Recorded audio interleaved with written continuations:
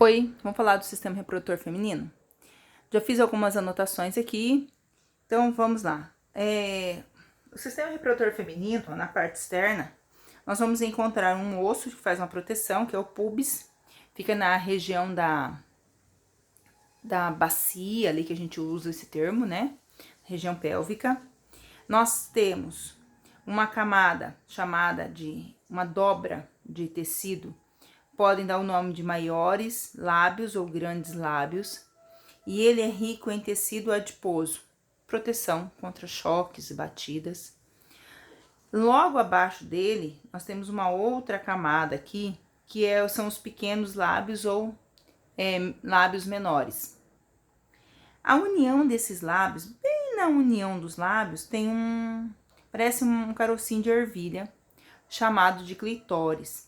E ele tem uma característica semelhante ao pênis. Quando a menina está excitada, ele fica durinho, tá? Ele aumenta de tamanho e fica durinho. Algumas tribos mesmo, da região da África, dali, eles fazem essa retirada do clitóris de forma bem rudimentar, porque dizem que isso deixa a mulher fica mais liberta, diminui, não tem, ela sem clitóris, ela não vai querer trair o seu marido, coisas do gênero, tá? É apenas uma questão cultural. Tem vários movimentos ativistas relacionados a isso. Bem, entre o clitóris e a vagina tem um buraquinho pequenininho, que é a abertura da uretra. Vocês lembram que uretra está relacionado com o sistema urinário, saída da urina, a uretra a gente tem para fazer xixi. Depois, eu vou voltar nisso aqui. Depois da uretra tem uma aberturinha um pouco maior, que é a vagina. A vagina, ela é um órgão muscular, tá? Terminou os pequenos lábios, terminou os grandes lábios, lá no final tem o ânus, sistema digestório. Nós não vamos entrar em detalhes aqui, porque não é a ideia da aula de hoje.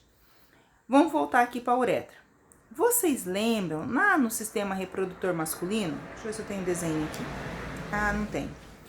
No sistema reprodutor masculino, o órgão responsável pela saída da urina era o mesmo do que do sistema reprodutor. Pelo mesmo orifício, pelo mesmo buraquinho que sai o xixi do homem, sai o sêmen, espermatozoide. O órgão pênis é o mesmo órgão que faz xixi, é um órgão copulador, que é diferente para a mulher. E aqui eu gostaria que vocês parassem um pouquinho e pensassem. Às vezes as pessoas, a gente comenta, e alguns falam assim, nossa, é diferente, se nós se fosse semelhante ao homem, e em vez dessa configuração, fosse algo mais ou menos, imaginar aqui, tá? Fosse algo só assim, aqui seria tanto para fazer xixi, quanto questão de sistema reprodutor, então nós deveríamos ser gerados dentro da bexiga. Então, assim, para e pensa um pouquinho, né? Então, órgãos totalmente diferentes, com funções diferentes, beleza? Essa região aqui é chamada períneo, tá? Alguém vai ouvir falar sobre isso. Bem, aí a parte interna. O que nós temos aqui na parte interna? Na parte interna, nós temos, começa por aqui. Aqui eu também fiz o mesmo esquema, tá? Como se fossem os grandes lábios. Bem aqui, já na beirinha da vagina, os pequenos lábios. Esses vão formar o que a gente falou né, que é a vulva, parte externa. A vagina, que é um órgão muscular, tá? Muscular. Tem aí entre mais ou menos 8 centímetros de comprimento, daqui até aqui. E ela tem duas funções básicas. Ele está envolvido com a cópula e com o nascimento do bebê. A vagina é rica em muco, tá? Glândulas que secretam muco. Esse muco vai auxiliar durante a penetração do pênis, para evitar que se machuque, que tenha lesão. Acima dessa vagina, tô olhando como se estivesse entrando, eu tenho o que a gente chama de colo do útero. A abertura é o orifício desse útero, e o colo do útero, essa parte aqui, ó, que tá marcada, é o que normalmente a gente faz exames para ver qual é a característica, como que tá o colo do útero, se tem ferida, se não tem, tá? Mas quando a gente retornar, a gente vai falar mais sobre isso, se vocês quiserem, né?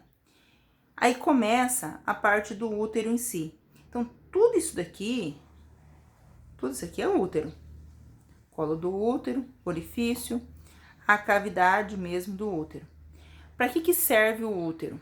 O útero, ele serve para a implantação, desenvolvimento embrionário e fetal. É o que as pessoas antigamente falavam que era a casinha do bebê. Então, esse útero, ele tá preparado, ele vai se desenvolver para aguardar esse embrião, para guardar esse feto.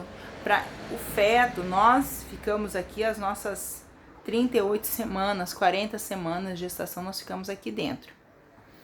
Ao lado, nós temos como se fosse assim, 2 chifrinhos de vaca aqui do lado, ó, que são as tubas uterinas, antigamente eram chamadas de trompas de Falópio. Elas também são órgãos oco, tá? Musculares. Tem fímbrias aqui, como se fosse um monte de cílios aqui dentro, para auxiliar a esse óvulo a chegar aqui. E ele tem aqui na aberturinha aqui, ó, fímbrias, como se fossem dedinhos. Então, imagina minha mão sendo o ovário, tá? Meu braço é a tuba uterina e os meus dedos são as fímbrias. Então, durante o período que vai liberar o ovócito, essas fímbrias, elas vão chegar mais perto e vão fazer uns movimentozinhos.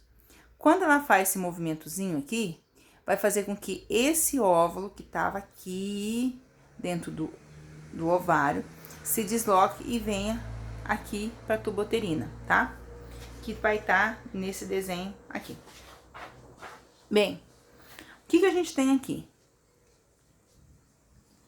Os ovócitos 2, eles saem do ovário e ele vai deixar uma cicatriz. Então, se a gente fosse contar quantas vezes eu ovulei, eu liberei ovócitos, eu teria uma cicatriz nesse meu ovário. Nós meninas, já nascemos com os nossos ovócitos, com as células que darão origem aos óvulos já prontas. Não seria prontas. A gente já nasce com essas células. E essas células que vão dar origem aos ovócitos, que vão dar origem aos óvulos, que vão dar origem a gente. Olha que louco isso. Bem, mas voltando aqui. Os ovários são 2, né? Então, cheios de células reprodutoras. Quando fica madurinho, libera um ovócito. Esse ovócito, essas fímbrias se mexem, como eu falei. Esse ovócito é liberado. Aqui tá óvulo, mas é ovócito ainda, tá? E ele é N. O que é N? Lembra que eu comentei lá no sistema reprodutor masculino? Quando a gente falou de reprodução, então, os nossos óvulos, eles têm 23 cromossomos. Nós, adultos, normal, vamos pensar numa célula do olho, sei lá, um cone, um bastonete. Ela tem 46 cromossomos. Por quê? 23 vem dos óvulos da mãe e os outros 23 vêm do pai. 23 com 23, 46, tá? Mas vamos voltar aqui. Bem, esse óvulo, que só tem metade do número de cromossomos, quando ele é fecundado na tuba uterina, ele passa a se chamar de óvulo. E aí ele já começa a fazer a sua divisão celular para dar origem a um indivíduo. E só que aqui tem um detalhe. Durante esse período aqui, o útero, vamos voltar lá pro útero, o útero, que tava ali de boa, ele começa a se preparar para receber esse embrião, esse óvulo. O que vai acontecer? Enquanto ele sai daqui, até chegar aqui, ele aumentou a quantidade de células, o endométrio dele aumentou, e ele criou muitos vasos sanguíneos para receber um embrião aqui. Esse óvulo vai ficar fixado aqui, que vai dar origem a um bebê, tá? Vai criar-se a parte da placenta, tudo de boa. Só que tem um detalhe. Vamos supor que você ovulou, você usou camisinha, você usou DIU, ou você não transou. Esse óvulo que tá aqui, ele vai ser eliminado, juntamente com toda essa camada de célula que o endométrio criou. Quando tem uma descamação do endométrio, eu tenho a nossa menstruação, tá? Menstruação é a descamação do endométrio, da parede interna do útero. Os ovários, além deles produzirem os ovócitos, eles produzem hormônios sexuais femininos. Quem são esses hormônios? Estrogênio e progesterona. O estrogênio, ele é muito mais responsável. Então, o estrogênio, ele é um hormônio que ele é responsável pelo crescimento do endométrio. E a progesterona, ele prepara esse endométrio com esse monte de vasos sanguíneos, tá? Vamos ver se tem. Vamos voltar aqui um pouquinho no nosso esqueminha básico aqui que eu tinha feito. Bem simplesinho. Nós, mulheres, na nossa vagina, nós temos uma coisa chamada ímen. O ímen é aquele tabu, né, que está relacionado com virgindade. O ímen é uma membraninha, vamos imaginar aqui, uma membraninha elástica que recobre o canal vaginal. Só que ele não é um tampão, igual alguns acham, que ele é ali uma membrana única, completa. Não, o ímen ele vai ser, né, melhor dizendo, o ímen ele vai ser cheio de furinhos, que é o mais comum. O ímen, ele pode ser com uma aberturinha central. Eu vi um desenho que tinha como se fosse 2 risquinhos.